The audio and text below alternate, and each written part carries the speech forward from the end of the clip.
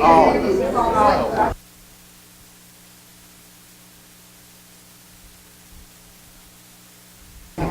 that. Good morning.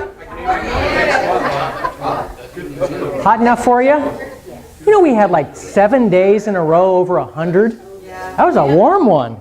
I think last year we only had a couple three days over 100 in the whole summer, and then the year before we had none. Isn't that amazing? So we've had a hot summer so far.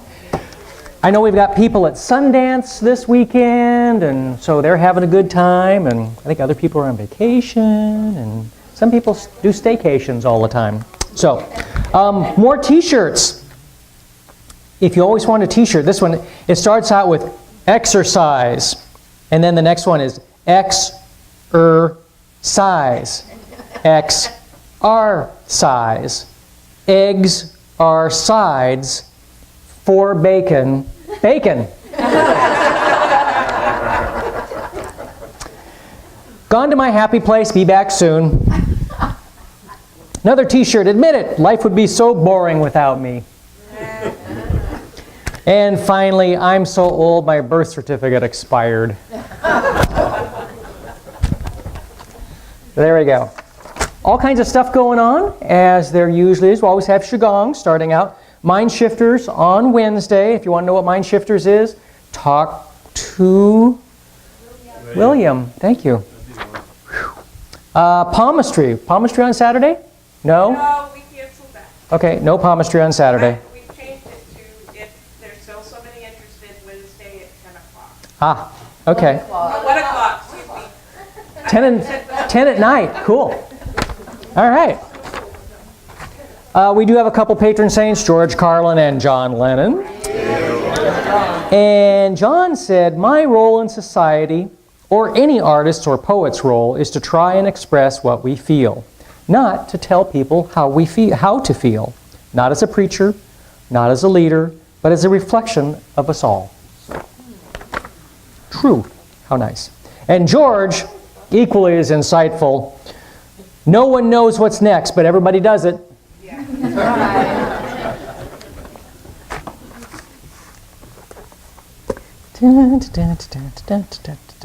Ooh, I like this one.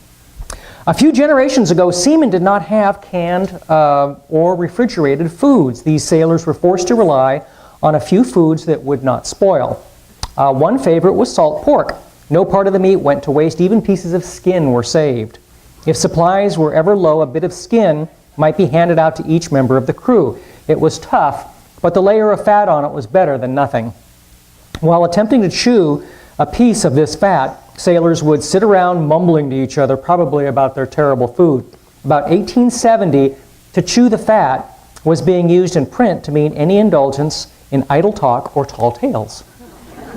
So, now you know where that one came from. All right.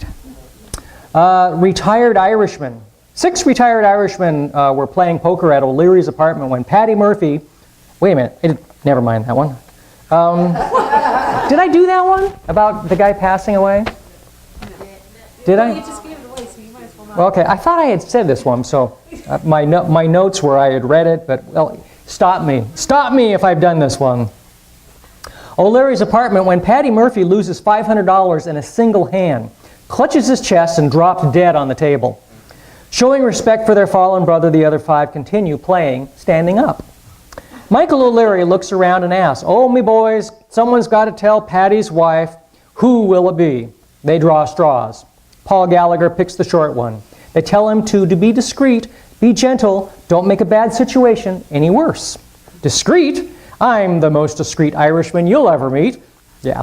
Discretion is my middle name. Leave it to me. Gallagher goes over to Murphy's house and knocks on the door. Mrs. Murphy answers and asks what he wants. Gallagher declares, "Your husband just lost $500 and he's afraid to come home." "Tell him to drop dead," says Murphy's wife. "I'll go tell him."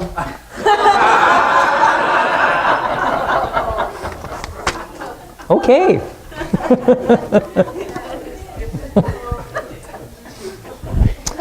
Yeah.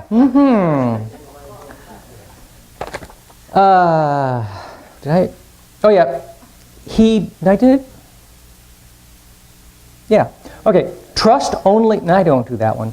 No guest is so welcome in a friend's house that he will not become a nuisance after 3 days. That was Titus Marcius Platicus in 254 BC.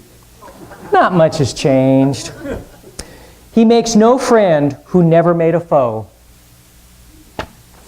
Unfortunately, probably true. There's people that don't like me.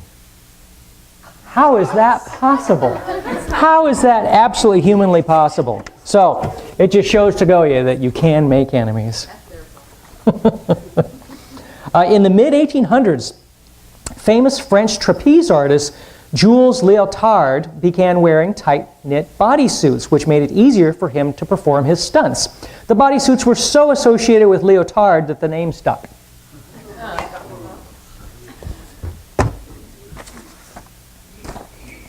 What am I doing? Okay. These are more of those amazingly simple home remedies.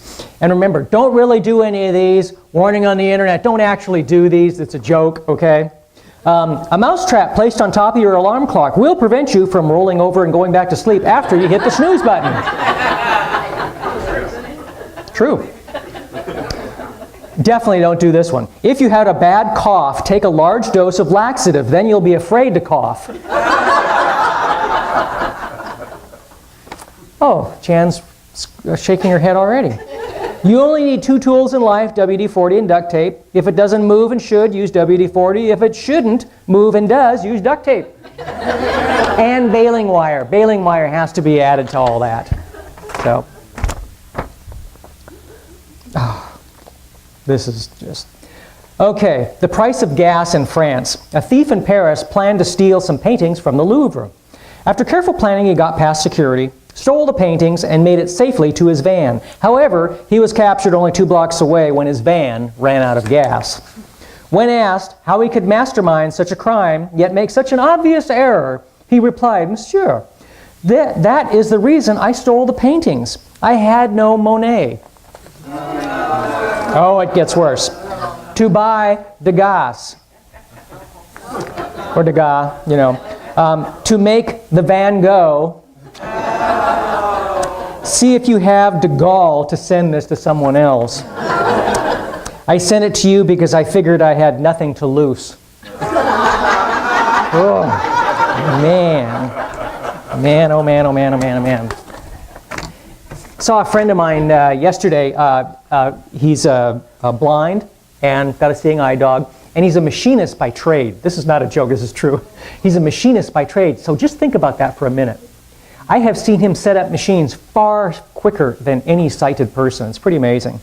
But he's the one, he told me a couple of jokes. One I absolutely will not repeat here, but the other one I will. Oh, trust me, you know. But he said, why did the pirate Hook cross the road? To get to the second-hand store.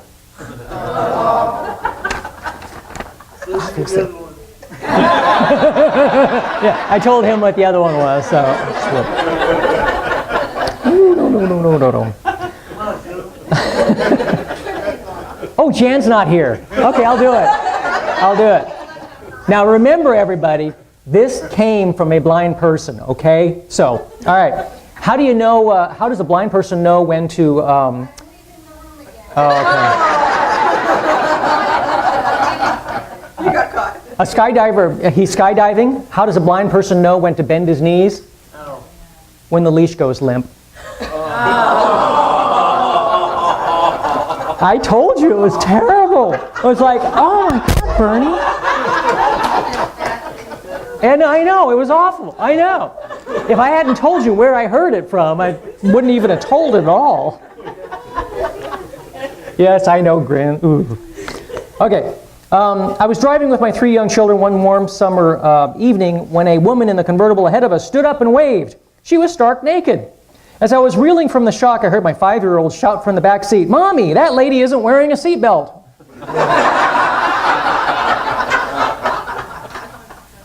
Different prerogatives, I guess. On the first day of school, the first grader handed his teacher a note from his mother. The note said, "The opinions expressed by this child are not necessarily those of their parents." True, huh?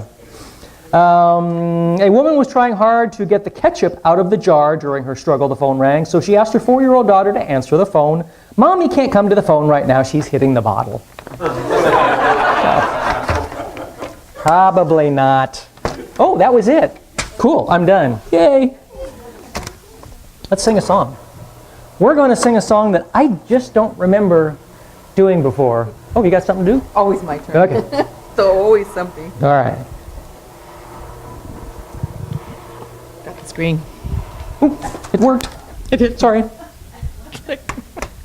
Knock me out. No.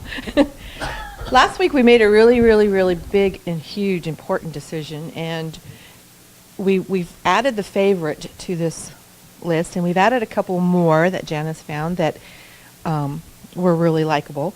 And so again, women in the group, we would like your opinion. This is for the colors that we're going to do the ladies' restroom in. She does have it marked as to the wall and the stall. So go ahead and put a check mark next to your favorite. There is another one underneath this one.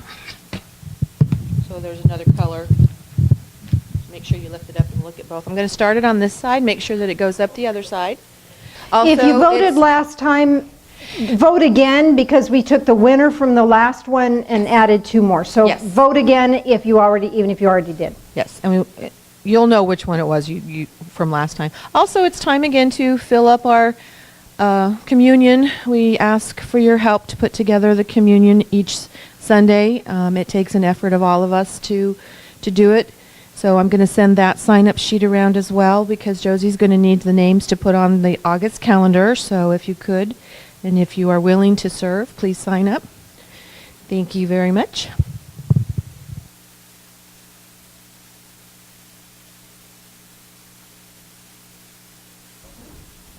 Shame people on the internet don't get to participate in the music with us, because music at the Divine Fellowship is like very different than anything else in the world.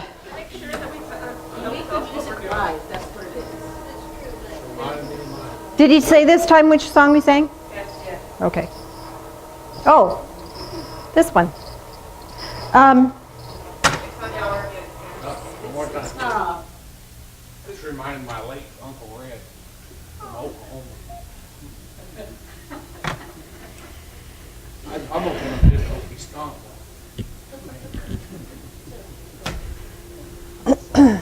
Give me a second here. Oh, keep talking. I'm not ready. Just keep talking. I'm not ready. Okay. I have so much to share with you this morning, but not. So, first of all, let me do a little bit of backtracking. This last week, we had intuitive development class. That was awesome! Oh my gosh, where were you? If you were not here, I don't know what to tell you. It's an opportunity. Didn't you have fun? Wasn't it fun? It was like a blast. We had a lot of new people. You don't have to know what you're doing. I don't know what I'm doing. Why should you have to know what you're doing? It just happens. And being in the psychical development class is an opportunity to have a safe environment where you can explore your intuition. And we have different things that we do every time, and it's a safe place, it's fun. So it's the 3rd Thursday of every month. So show up, it's $10. And that just is to keep the air conditioning going, you know? So come on, you can do that. The other thing I wanted to share with you, we start at 6:30-ish. It could be every Thursday as far as you were concerned, right? It's not. Obviously, we have other things going on. So anyway, it was really fun. The other thing I want to share with you just briefly is yesterday we had the Write Now class, the beginning of the writing class, and we're videoing that.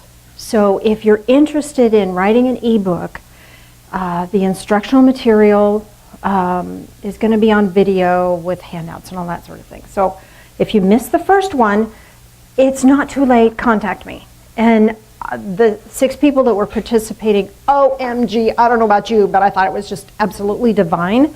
The power and the shift of seeing people go from, well, I really would like to, oh my gosh, I'm doing this. It's just awesome, awesome, awesome, awesome. And if they can do it, you can do it. So think about it. So with that said, in our Sunday evening second service, we do a second service once a month. Second Sunday, second service. And in that second service, we look at, it's more biblical based. And so the last few times we've been getting together, we've done some really fun stuff. First of all, we did the Lord's Prayer. We rewrote that so it's personalized for us. So I want to just share with you mine. I'm not going to share with you anybody else's stuff. They can keep it as their personal. If they want to share, they can post it on Facebook or something, or other website. So not the Lord's Prayer, but 23rd Psalm. I apologize. 23rd Psalm. The Lord is my pack leader. I have everything I need. I rest easy in the luxurious richness of his loving care. We enjoy quiet moments together. He brings my spiritual innocence back to me and shows me the sacred path of love and light, because he is love and light. When the time comes for me to face death, whether by old age, illness, or accident, or even the cruelty of one who doesn't know the path of light, he breaks the grip of fear on my heart, because he's right here. Doesn't matter what others think of me, because he sustains me, not them. He gives me self-authority. I get to choose to trust my own ring true instead of being swayed by the opinions of others. When we walk together, we manifest abundance. For sure, dude, it's all good. I can trust his loving kindness every day for the rest of my life. Where he goes, I go. I am at home in his loving care, today and always. So think about that, ponder that. Then the last few second Sunday services, we've been working on the Lord's Prayer. So I want to share with you what my personal version of that. And we decided in the Lord's Prayer that we would end it with "Yea, God," because we decided that would just be really fun, Divine Fellowship way of doing things. So here's here's the Lord's Prayer. My version. You can do it something totally different. And how cool is that? Loving Spirit of love and light who lives in my heart, you're sacred to me. Bring compassion in greater measure into our hearts, as you are the origin of compassion. Continue to sustain my life and help me to lean on your loving care every day, especially today. I'm learning to be respectful of others. Please help me to rein in my will so I can be of service rather than trying to fix others or make them do it my way. Forgive me when I get full of myself instead of being filled with your love. Walk with me and keep me spiritually safe. Intervene in my behalf when I'm unable to be strong enough to face the challenges. Words can only begin to express the love, gratitude, and joy in my heart because you love me. You're always there. You're there for me, for my family, my friends, my grandchildren, and you'll be there for their grandchildren. And so it is. Yea, God. Love it. Don't you just love it? You know, I love the Lord's Prayer anyway, but there's a pattern that we can learn from and apply it in our own prayers. So that's what we had been doing for that second service. I also was gifted, I don't remember who gave this to me, but I was gifted with a New Zealand version of the Lord's Prayer. I want to share that with you too.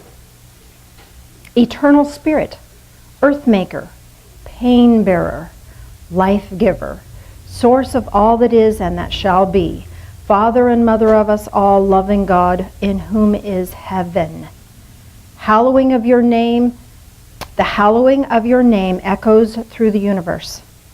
The way of your justice be followed by the peoples of the world.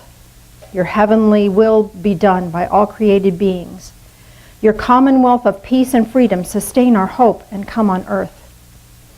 With the bread we need for today, feed us. And the hurts we absorb from one another, forgive us. In times of temptation and testing, strengthen us.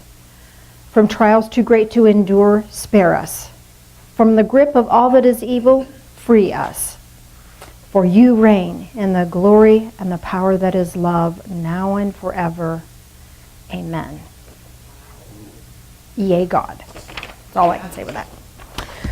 So, I don't know why I needed to share that with you, but I needed to share that with you. I thought that was just some of the things that we do in Second Sunday, second service, and you ain't doing it, you're missing. You're missing.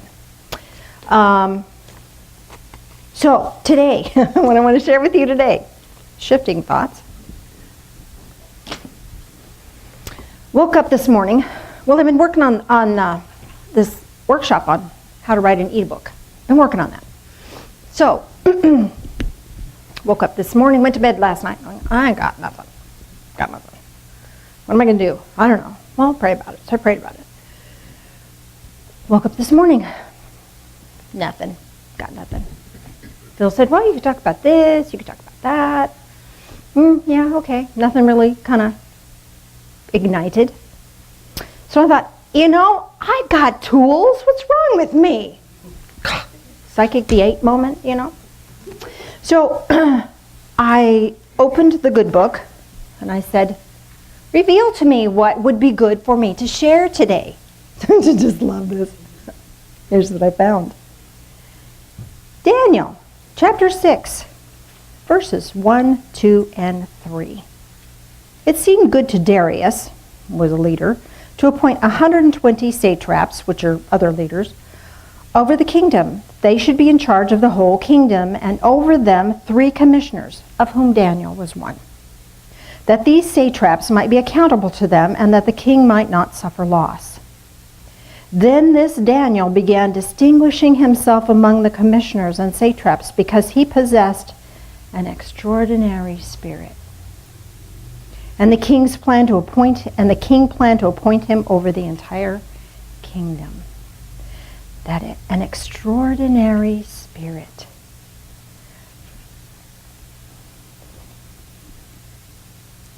That extraordinary spirit was defined in the chapter previous. Just across the page. Don't you love it when it's easy? It gets to be easy. Just right across the page. Then Daniel was brought in before the king. This is verse 13. And the king spoke and said to Daniel, are you Daniel, the one who is one of the exiles from Judah, whom the father, the king, brought from Judah? Now I have heard about you, and that a spirit of the gods is within you, that illumination, insight, and extraordinary wisdom have been found in you. You know who else had that same extraordinary spirit? Remember the story of Esther and how she saved her people? There's a whole big thing about casting of lots that I shared with you many years ago. I will probably do that again before long. But her uncle, who helped facilitate her getting in the position of saving the entire race of Jews, one person can make a difference, this was what was said about Mordecai. For Mordecai the Jew was second only to King Ahasuerus, him, and great among the Jews, in favor with the multitude of his kinsmen, who sought the good of his people, and who spoke for the welfare of his whole nation. He was also said to have this extraordinary spirit. So, what I was led to believe today, I want to share with you today, is that you have an extraordinary spirit. You have an extraordinary spirit. You're not normal. Have you ever noticed you're not normal? How cool is that? All through school and job and stuff, and we're always trying to be normal. Stop trying to be normal. You're extraordinary. Not ordinary, extraordinary.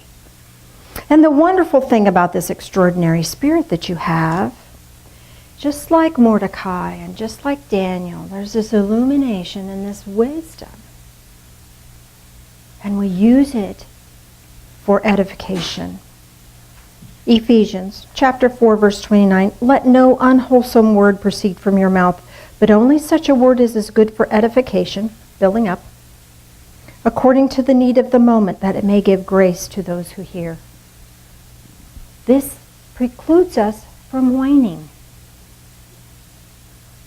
You know, darn it. But we have that extraordinary spirit. Whining is not an option anymore. Have you ever been around an office whiner? Or there's a family member that's a whiner? Just takes the life out of us, doesn't it? So that wisdom that we have with this extraordinary spirit comes from your divine connection. And we can evidence that by building one another up. So be wise, build one another up. That's what it's about. Because if you're wise and you build somebody else up and you look for the greater good of others, that's where the promotions come from. That's where good things happen at work. That's where good things happen in your family.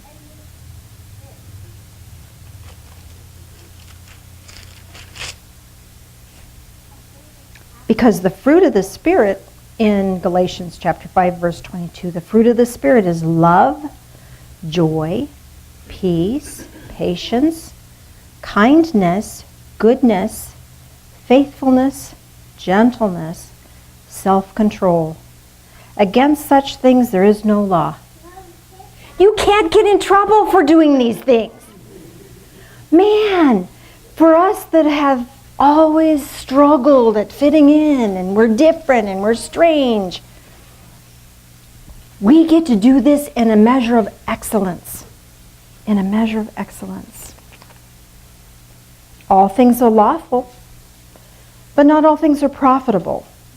All things are lawful, but not all things edify. If we take the time to build one another up, oh my goodness, it changes everything. And the extraordinary spirit that you are shines through. You get to be extraordinary. You get to be. I hate to tell you, but you already are. It's not a secret. People tell. People can see it. Have you noticed people will come to you and tell you stuff? Like, why are people telling me this stuff? Because you have an extraordinary spirit. They feel safe with you. It can be sometimes a kind of a burden to have people tell you stuff. But at the same time, what a beautiful blessing that is, to be someone that people trust. And when we build one another up, oh my goodness, if I'm spending my time building somebody else up, you know what happens to me? I'm uplifted. So be wise. And wisdom comes from discerning what is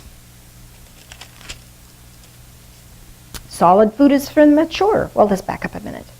Hebrews chapter 5, verse 13. For everyone who partakes of only milk is only accustomed to the word of righteousness, for he is bathed. But solid food is for the mature, who because of practice have their senses trained to discern good and evil. We're trained because we just perceive what's right and what's wrong, what's good and what's bad, what uplifts and what doesn't. Have you ever had your feelings hurt? That's training. Have you hurt somebody else's feelings and seen the result of that? That's training. Had a really bad day? That's training.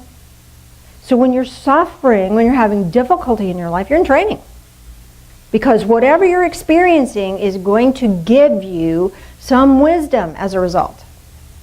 Unless, of course, you don't, and you get to do it again and again and again. I usually have to learn something 3 times before I finally go, oh, maybe there's a lesson here. Am I the only one that does that? No. Okay, good to hear. Good to know. But that's where wisdom comes from, is this experiential thing. We try something, we run into a brick wall, And we back up and go, I might want to try something different on that. That's where discernment comes from. That's where discernment comes from. Now, here I would challenge you one more thing. It's all well and good. I know people who edify the heck out of other people. But you know what? The very people in their home get everything else. They'll go to work and be nice and kind, come home and be crabby. And these are the people that mean the most to you, right? And yet we don't uplift them, we don't edify them. Well, I'll watch TV. Okay, well that's fine, but build up the people we love. We forget. It's a psychic V8 moment. But we share that energy with people at work because we have to. It's expected of us, and we want to get a better job, and we want to get that promotion, and we want to keep our job. And then we come home and we're not kind. What's up with that? We forget kindness where it matters the most. That job could go away tomorrow, but your spouse is still there. Bring kindness home. Bring it on home. I see people in my position as a minister, I see people struggling in their relationships, struggling in their families. And I can't tell you the number of times that people have said, well, I'm divorcing, and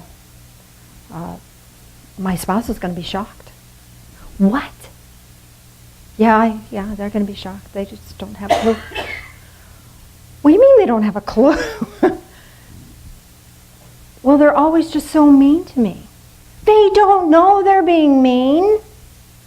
They just ignore me. They don't know they're ignoring you. Sometimes the wisdom is being able to tell the person you love the most, could I have your attention? Let's do something fun. When was the last time we did something fun? Rather than saying, I'm going to fill out divorce papers because you're no fun anymore. Come on, bring it home. Bring that wisdom that you have at work, that you have in your other social situations. Bring it home. Start treating one another in your home with love and this kindness and this extraordinary spirit. We take each other for granted. And that's human nature. We just do. But start thanking the heck out of your partner. I dare you. I dare you. If you thank the heck out of your partner, your world will change. Don't have a partner? Thank everybody else. And that'll bring a partner into your life. When we feel unappreciated, our creativity crashes, shuts down. Our energy shuts down. Our intuition shuts down.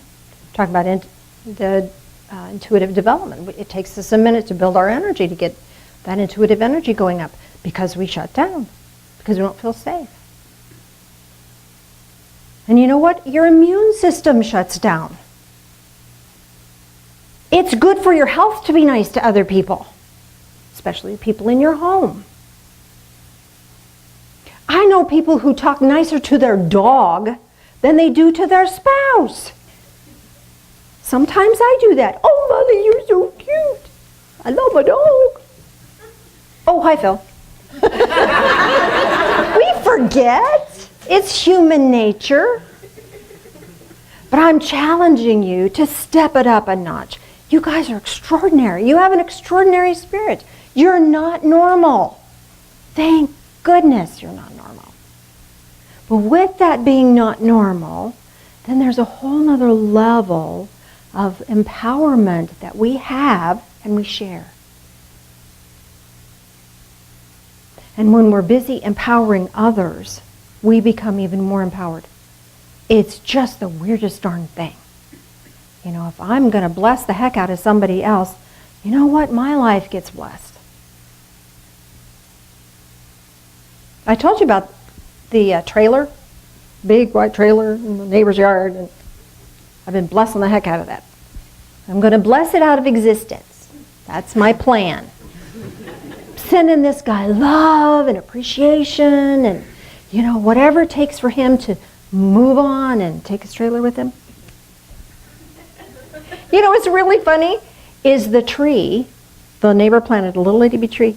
The tree between me and that trailer is now huge.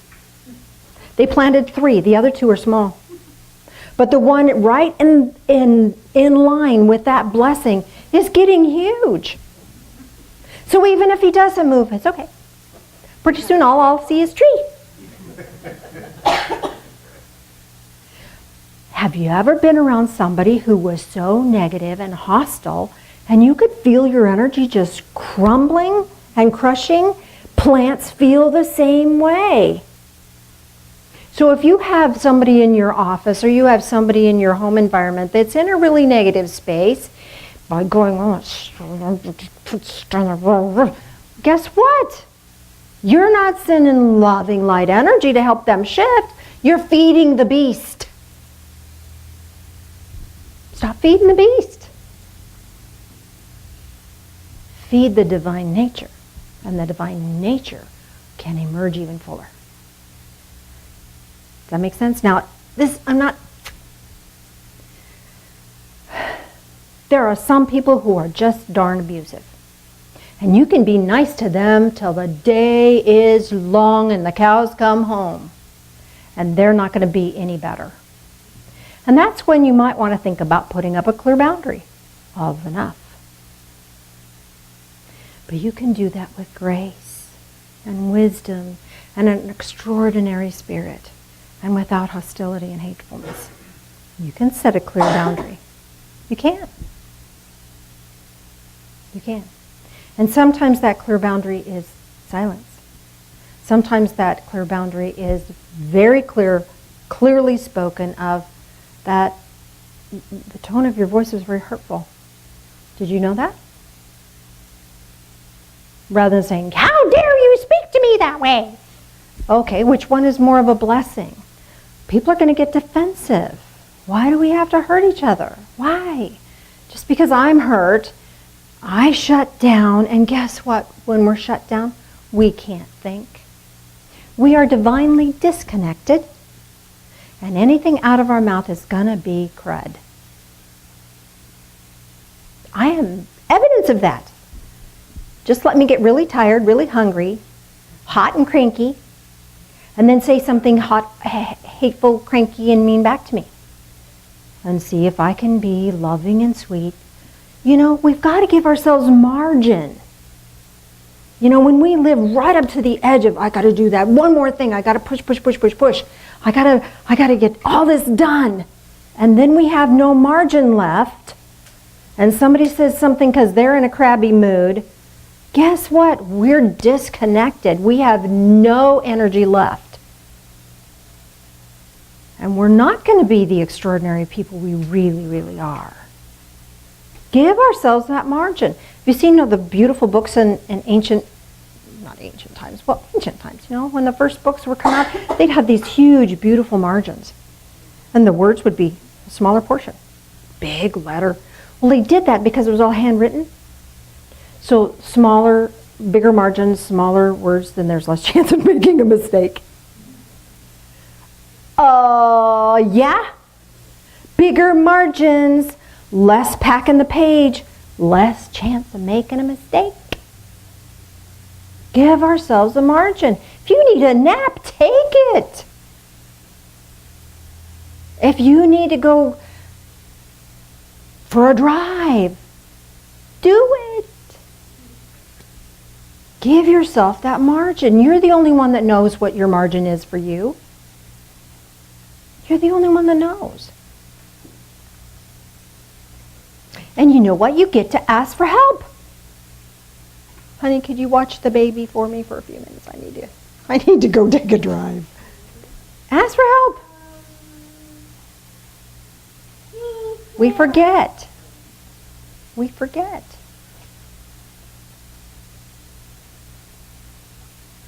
we forget we're extraordinary. We forget that we have a spirit of illumination within us. And that spirit of illumination calls us to a life of edification, of building up so that we are uplifted. If we can build someone else up, we're uplifted. And that uplifting comes from out of the blue. You'll pick up a phone call that somebody says, oh, I was just thinking of you, hoping you're doing well.